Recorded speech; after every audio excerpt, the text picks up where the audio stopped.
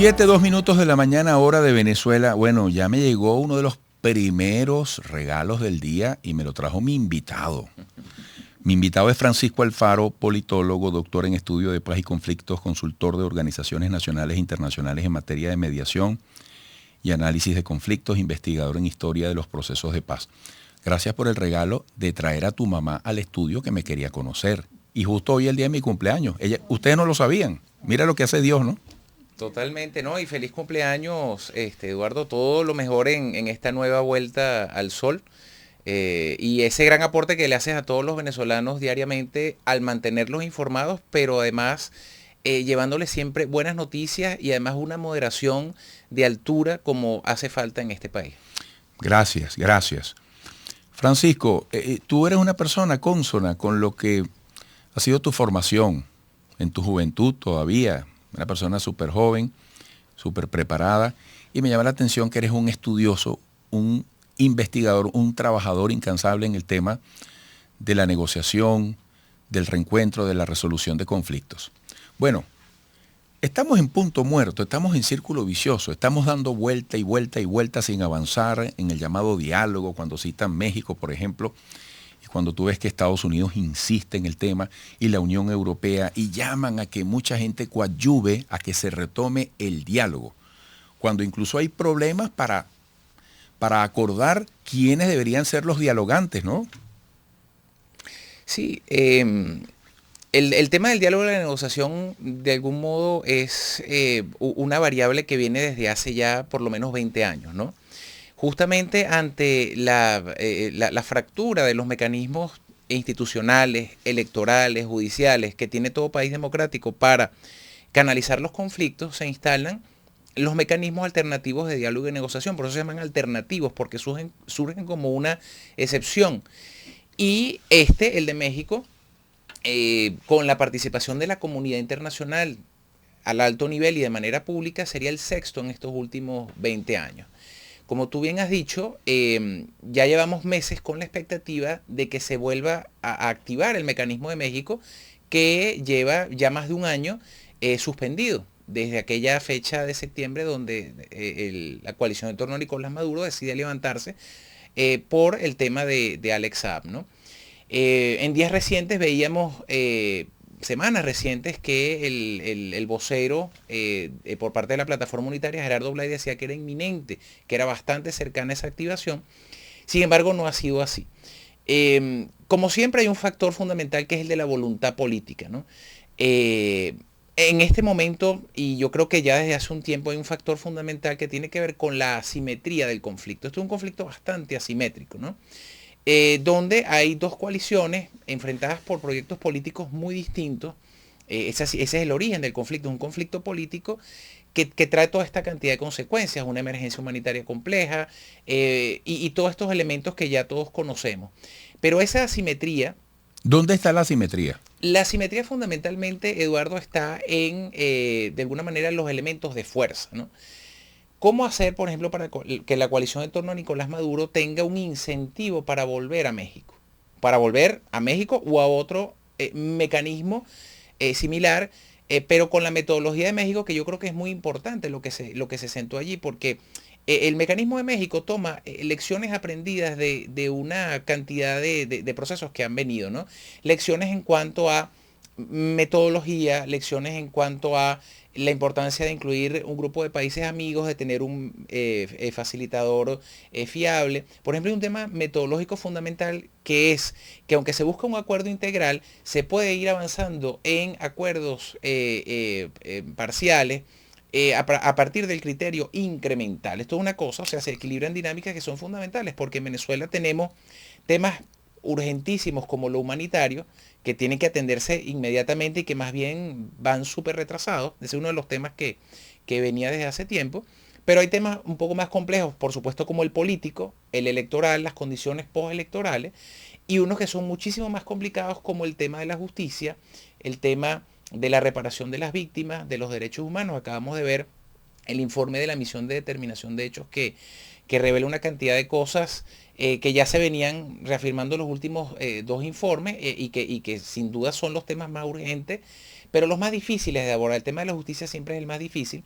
Y estas tres dinámicas, lo humanitario, lo político, lo electoral y por otro lado la justicia, están en el medio de esa posibilidad, de ese acuerdo integral, pero tienen dinámicas distintas que tienen que ser abordadas con ritmos distintos, pero que tienen que ir de la mano, porque si se desequilibra el peso de alguna de estas áreas, pues entonces puede darse la posibilidad de que el conflicto no se solucione, no se aborde, o que sencillamente alguna de las áreas se apacigüe. Y justamente uno de los temas con la asimetría, que es lo que yo veo en estos últimos meses, que pareciera que el gobierno está interesado en centrarse en los temas sociales, que aunque todavía incluso no los reconoce, en Venezuela todavía no se reconoce que hay una emergencia humanitaria compleja por parte de este sector, pero son temas que no son tan amenazantes para su permanencia en el poder, como es la alternancia, las elecciones, las condiciones postelectorales, pero igual hay que abordarlo, porque tenemos a la vuelta de la esquina dos procesos electorales que pueden ser una ventana de oportunidad muy importante para dinamizar este conflicto. Ahora, Maduro recientemente decía, y Jorge Rodríguez y otros voceros, que esto no es el 2017, que no hay la misma presión, que hay paz en el país. Es decir, no tenemos por qué apurarnos. Ese prácticamente fue el mensaje de hace poco. Sin embargo, uno ve, bueno, que Biden retoma el tema, y tú lo has dicho, a la vuelta de la esquina, en el camino habrá lo que pudieran ser incentivos muy interesantes para intentar ponernos de acuerdo, porque están las primarias de la oposición, pero fundamentalmente las presidenciales del 2024 y el 2025, que también es muy importante electoralmente. En este momento, Maduro está tan ligero de equipaje para no apurarse hacia un diálogo. No tiene razones para apurarse, no tiene presión.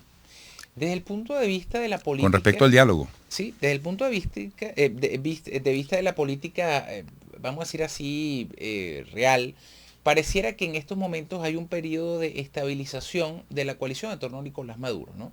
Y por eso es que ese apuro ha disminuido. O quizás nunca lo hubo y el apremio de alguna manera ha disminuido. Maduro ha logrado establecer un puente de comunicación con Estados Unidos. Yo creo que Estados Unidos un poco entendiendo que eso puede ser un incentivo para dinamizar esa posibilidad de que él retorne a la mesa de negociación. Recordemos que el tema de las sanciones depende fundamentalmente, aunque no exclusivamente, de Estados Unidos, y ese puede ser uno de los incentivos. Recientemente vimos un elemento que puede ser un incentivo interesante, ¿no? Hace pocas semanas se dio el tema de el pago de un bono a los empleados públicos, a los docentes, y esto generó durante 2 o 3 días pues todo un movimiento a nivel de la economía, a nivel financiero, se disparó el dólar, y muchos especialistas decían, wow, ¿qué estará pasando acá? Claro, cuando tú ves que la coalición de Nicolás Maduro ha establecido un mecanismo de economía paralela y tiene que accionar para algunos elementos en la economía formal, como es este caso, el hecho de no estar fundamentalmente dentro de una economía formal hace que cuando se toca esta tecla se le desbarajuste todo. Y esto tiene costos no solamente para los ciudadanos a nivel de inflación, porque todo estos impactos desde el punto de vista de la moneda, desde el punto de vista de los bolívares que se de alguna manera se imprimen y que salen a la calle, generan todo un desbarajuste, es un costo para la sociedad, pero también es un costo para esta coalición, para la coalición de Nicolás Maduro desde el punto de vista político, porque Nicolás Maduro busca también ser competitivo a nivel electoral y este tipo de cosas, sin lugar a dudas, le restan popularidad. Una popularidad mermada, pero en medio de un archipiélago opositor que sigue con problemas sin poder resolver. Ahí se están haciendo unos esfuerzos. Omar Barbosa ha señalado que se está trabajando en el tema al menos de lograr unas primarias. Pareciera que hacia allá se va. Pero todavía no está el tema, por ejemplo, claro, si se va a haber consenso o no, o sea, al final vamos a tener distintos candidatos, unos productos de consenso, otros productos de primaria, lo cual al final, esa variedad de candidatos beneficiaría sin lugar a dudas a Nicolás Maduro. Pero aquí es importante decir una cosa, tú al principio de tu intervención decías que pareciera que estamos ante un momento de estabilidad. Esto es lo que Guillermo Tella Veledo ha denominado la Pax Bodegónica o la paz bodegónica. ¿Por qué se caracteriza esto? Se caracteriza fundamentalmente porque pareciera que hay una especie de calma, ¿no?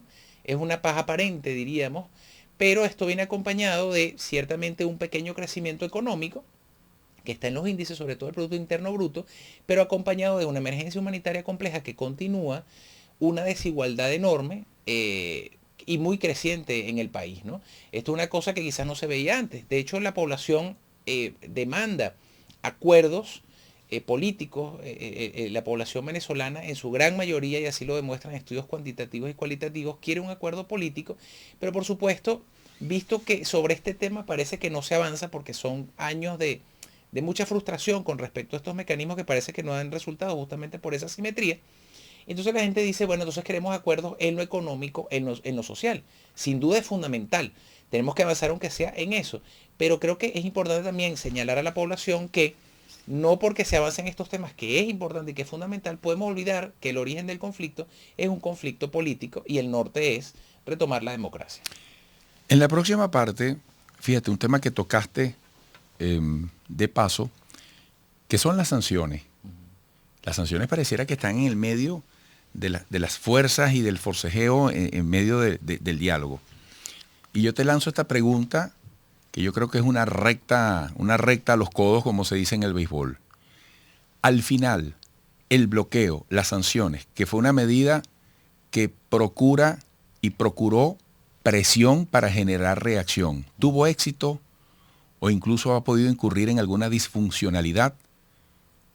Al final, el bloqueo está logrando los objetivos para los cuales fue aplicado e incluso, en alguna medida, le ha permitido oxígeno, más bien en contrario a Nicolás Maduro. Yo quisiera al regreso tu análisis. Amigos, volveremos. 7:18 hora de Venezuela. Francisco Alfaro, politólogo, doctor en estudio de paz y conflictos, consultor de organizaciones nacionales e internacionales en materia de mediación y análisis de conflictos, investigador en historia de los procesos de paz y con varios libros sobre esta materia. Yo te preguntaba al final, ¿qué evaluación se puede hacer sobre las intenciones con las cuales crearon y le aplican las sanciones o el bloqueo a Venezuela? Porque cabría meter otra pregunta allí. ¿Acaso en algún modo eso, entre comillas, benefició a Maduro? ¿Lo oxigenó? A lo largo de todos estos años, desde la implementación de las primeras sanciones, recordemos que se inició con sanciones personales y posteriormente se inició con sanciones económicas, las llamadas sanciones generales. La coalición de torno a Nicolás Maduro fue estructurando de alguna manera un mecanismo paralelo, un mecanismo de economía paralela, que es lo que hoy sustenta tanto lo que queda de alguna manera de economía como lo sustenta a él en el poder y a todo su archipiélago, pues, ¿no? En estos días Juan González, que es el asesor para América Latina de Estados Unidos, justamente le preguntaban sobre el tema de las sanciones y él señalaba que no se tiene previsto incorporar nuevas sanciones, ¿no? Sino que en todo caso, si no se ven avances sobre las negociaciones, es probable que algunas de las sanciones que hace poco pues se habían levantado, que fueron unas primeras muestras a ver qué pasaba, quizás se vuelvan a incorporar, se vuelvan a colocar, ¿no? En estos días también Kit Mice, que es el encargado o el director para América Latina del Instituto de Paz de Estados Unidos, decía que quizás el reto más importante de las sanciones es cómo ligar ese mecanismo a una hoja de ruta específica donde se vea, bueno, estas sanciones están ligadas a estos avances, estas otras a estos otros avances. Si se da por aquí se puede ir levantando, si se da por acá se pueden ir levantando. Y si no hay avances, pues se puede ir regresando. Efectivamente, esa pregunta que tú haces es muy importante porque el tema de las sanciones a su vez y el sobrecumplimiento a nivel internacional sobre Venezuela, un país que está prácticamente de último en América Latina entre los índices de fragilidad y que evidentemente ante este evento fundamental de las sanciones hace que muchas organizaciones, empresas por sobrecumplimiento sencillamente se abstengan de tener relaciones con Venezuela y por supuesto eso tiene impacto sobre las empresas, sobre lo humanitario. Entonces habría que preguntarse efectivamente si este mecanismo al día de hoy sigue siendo o no el más útil para promover un cambio en Venezuela. Lo que pasa, Eduardo, es que a nivel internacional hay determinados mecanismos que se aplican para determinados casos. Es un poco como el tema de la Carta Democrática Interamericana. La Carta Democrática Interamericana está diseñada para amenazas tradicionales hacia la democracia. Golpes de Estado tradicionales, golpes militares, allí se activa inmediatamente la Carta Democrática. Pero, por ejemplo, el socavamiento democrático a través de mecanismos progresivos, incluso a través de mecanismos electorales. Hoy en día América Latina está llena de presidentes que, llegando a través de las elecciones, van socavando progresivamente la democracia. Y esto es un fenómeno que se da desde presidentes de izquierda y presidentes de derecha. Pudiésemos hacer una lista enorme. Y para eso la Carta Democrática Interamericana no está preparada, ¿no? Son, vamos a decir así, vacunas contra determinados virus que pareciera que se han ido quedando en el aparato. Y quizás con las sanciones habría que pensar en mecanismos alternativos a este que se ha venido aplicando, porque pareciera que, lejos de generar un cambio, lo que ha hecho es beneficiar la consolidación en el poder y por supuesto con la asimetría del poder que mencionaba al principio. Además, porque el gobierno dice, señores, si hay una emergencia humanitaria en el país no es responsabilidad mía. Lo que hay, lo que se logra es gracias a nuestra gestión en defensa de los derechos humanos de los venezolanos. El culpable es quien monta las sanciones, porque esa es un poco la argumentación. Claro, pero sabemos todo, y creo que los venezolanos ahí no se chupan el dedo, sabemos que de alguna manera el culpable de esta situación, de esta emergencia humanitaria, de este caos económico que hemos tenido, es justamente el gobierno nacional, ¿no? Discursivamente se utiliza y a veces... a eso es que me estoy refiriendo, sí, ¿no? al discurso. Y eso tiene llegada a ese... No estoy fijando posición no. ni defendiendo al gobierno. Sencillamente es obvio que el gobierno utiliza la aplicación de las sanciones, bueno, así como lo ha hecho Cuba siempre, ¿no? Así como una argumentación para justificar lo que no está ahí, lo que se necesita. ¿No? Y justamente, y eso tiene una llegada a ese porcentaje que todavía apoya a Nicolás Maduro, ese 10-15% que es sólido, que para una gestión como esta que ha sido tan desastrosa, es sólido, sobre todo ante una fragmentación de la oposición política. Pero tiene ahora, su llegada. Francisco, me parece muy importante algo, porque aquí se habla de los bodegones, de las burbujas, de los conciertos, y tú afirmas que hay emergencia humanitaria aún en el país. Es importante estar de acuerdo en eso. ¿El país lo sigue entendiendo así? Mira, el país lo sigue entendiendo. Explícale a la gente por qué todavía hay emergencia humanitaria en Venezuela. Sigue habiendo emergencia humanitaria, Eduardo, porque la población venezolana sigue migrando.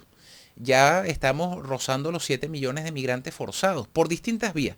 A pie, otros se fueron antes, pero 7 millones es la migración más alta del continente en su historia contemporánea.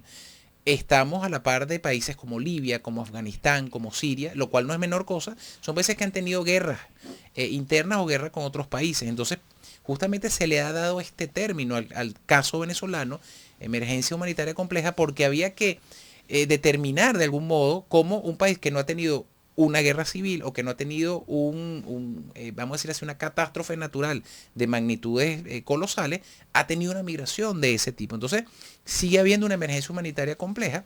El informe de determinación de la Comisión de Hechos de la ONU enfatiza esto, y justamente también esto tiene que ver con la violación sistemática de derechos humanos que se ha hecho en los últimos años. De otra manera, sin esta crisis económica y sin el tema de la violación de derechos humanos, no se explicaría esta migración forzada que continúa, a pesar de que se está dando efectivamente esta pax bodegónica, esta paz aparente, pero mientras no se reconozca la existencia y como tú lo decías, mientras no haya consenso entre los actores políticos sobre la emergencia humanitaria compleja, esto se va a seguir agravando. Y hay un elemento sobre el cual tampoco hay consenso y que es muy preocupante y que es un elemento que en los últimos años, Eduardo, ha venido incorporándose al conflicto y que si no se atiende desde ya, va a ser una variable muy difícil de atender. Y tiene que ver con la fragilización de las capacidades del Estado. Fíjate, déjalo ahí, vamos a anotarlo. Fragilización de las capacidades del Estado. En la próxima parte retomas tu análisis por allí y yo creo que también hay otros temas, porque has hablado varias veces del archipiélago en la oposición. Y creo que ese es otro gran tema a la hora de pensar en un país donde nos pongamos de acuerdo. Porque una cosa cierta es la baja popularidad de Maduro, pero cuando ves del otro lado de la calle, de la acera de enfrente, la gente se está preguntando, bueno, pero ¿y cuál es el país que me describen? Así. Y si no me gustase esto, ¿qué me ofreces tú para yo decir, creo en ti y me voy contigo? Regresaremos. 7:29 minutos, hora de Venezuela. Esta es una transmisión en vivo, simultánea en Venezuela y de costa a costa en los Estados Unidos a través de TVB. Estamos en las pantallas de IBC en gran parte de Latinoamérica y también del Caribe y seguimos conversando con el politólogo Francisco Alfaro. Oye, tú querías hablar de manera especial sobre la fragilidad de la capacidad institucional. De las capacidades del Estado, Eduardo, efectivamente. Ajá. Fíjate que este es un punto fundamental porque... Pero eso, ¿a raíz de qué te vino? ¿Por qué lo citaste en la conversación? ¿Por lo del bloqueo o no? No. Mira, este es un elemento que ha venido cobrando fuerza en los últimos años. Hasta que Hugo Chávez fue presidente de Venezuela, de alguna manera la estructura de poder era mucho más vertical. Todos de alguna manera sabían que allí en esa coalición quien mandaba era Chávez, ¿no? Eso estaba clarísimo, era, vamos a decir así, el líder carismático, el caudillo, como ha habido otros a lo largo de la historia en Venezuela. Cuando se va Hugo Chávez y llega Nicolás Maduro al poder, llega una circunstancia muy especial con factores de poder que internamente también le disputaban esa figura, el nuevo presidente de la República. Y parte de la estrategia que siguió Nicolás Maduro para mantenerse en el poder fue, de algún modo, el otorgamiento de cuotas de poder a nivel regional, ¿no? Para poder, de alguna manera, sustentarse en el poder. Y esta estrategia se ha mantenido a lo largo del tiempo. Yo decía que entre las coaliciones que negocian en México, las dos más importantes, creo que todavía el mecanismo de México, a pesar de que quizás algunos pueden decir, bueno, hace falta más gente allí. Hay debate sobre si se debe incorporar el sector militar. Hay un punto que es sobre la incorporación de la sociedad civil, un canal de comunicación con la sociedad civil, que ojalá que se desarrolle pronto.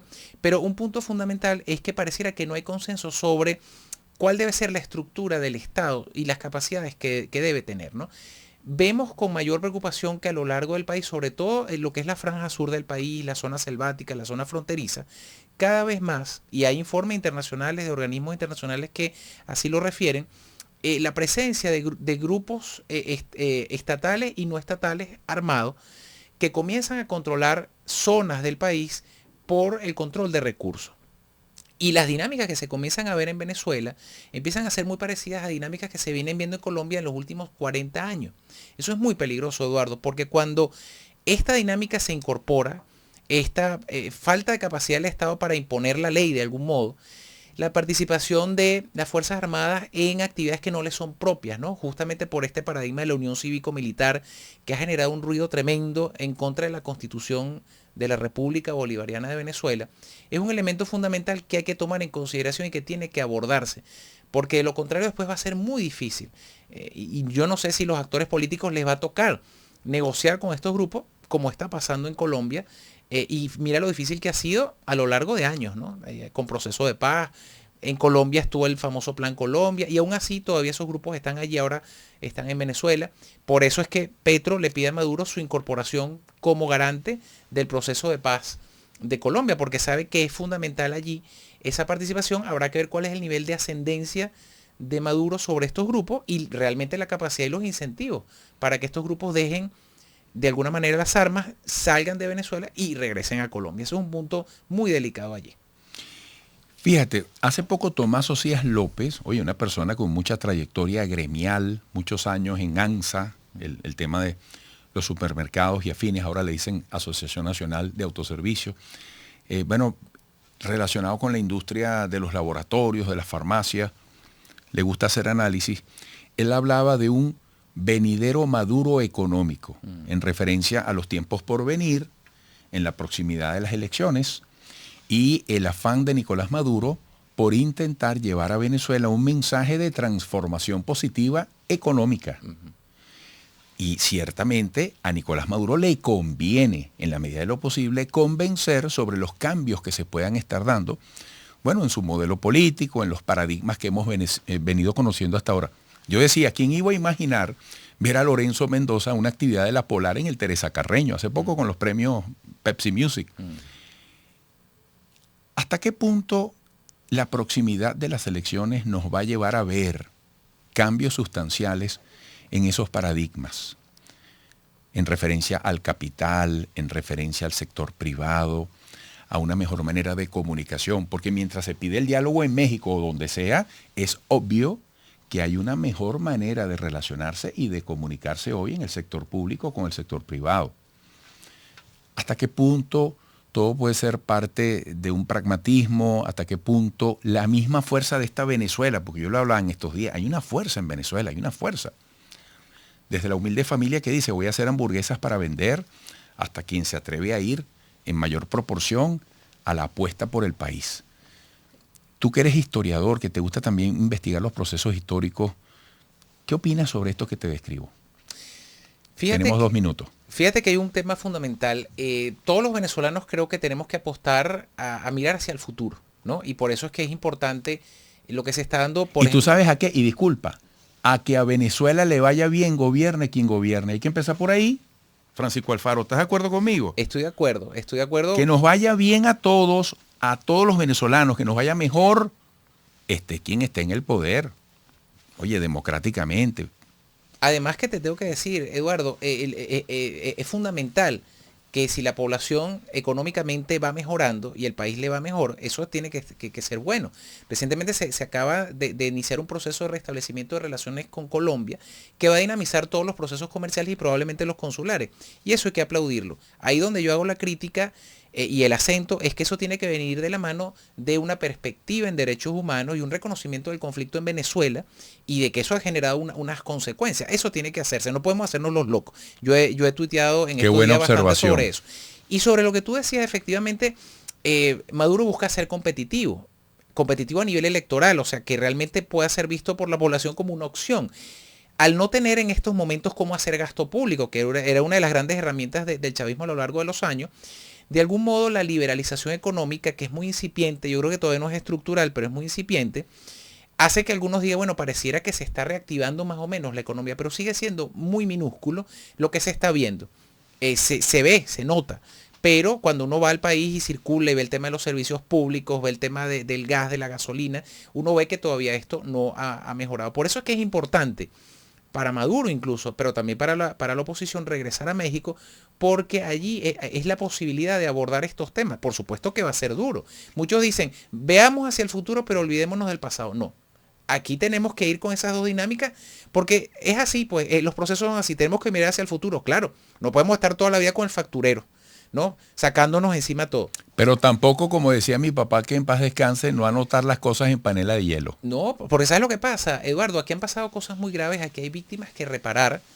Yo lo decía, por violación de derechos humanos y por cosas muy graves que han pasado. Entonces, eso es muy importante. Entonces, fíjate que Julio María Sanguinetti, que fue el artífice de la transición en Uruguay, decía que una de las cosas, de los mayores retos que él enfrentó fue el temor por los que se iban y la impaciencia por los que querían llegar. Entonces, regular eso fue muy importante porque una democracia no puede ser sostenible y no se puede mirar hacia el futuro si eso no viene acompañado de justicia, de reparación, de no repetición y de verdad. Entonces, eso es muy importante equilibrarlo de cara a lo que nos viene, que va a ser un proceso muy largo. Esto también hay que decírselo a la ciudadanía porque es verdad, puede ser México un primer paso, pero esto puede ser un proceso de muchos años.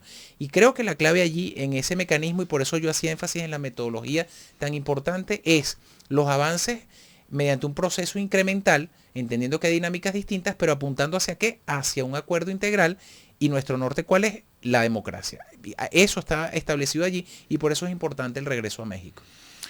Bueno, te agradezco muchísimo. Has dado una gran entrevista, por incluyente, por ilustrativa, por invitarnos a una reflexión que es necesaria, como digo yo, sin resentimiento, sin ánimos de revancha, pero sí con la responsable actitud de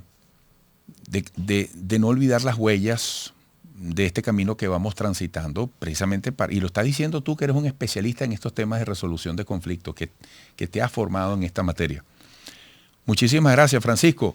Y a tu señora madre también, que vino especialmente hoy y quiso Dios que ella se convirtiera en un regalo de cumpleaños para mí. ¿Qué te parece? Bueno, muchas gracias por la invitación, Eduardo.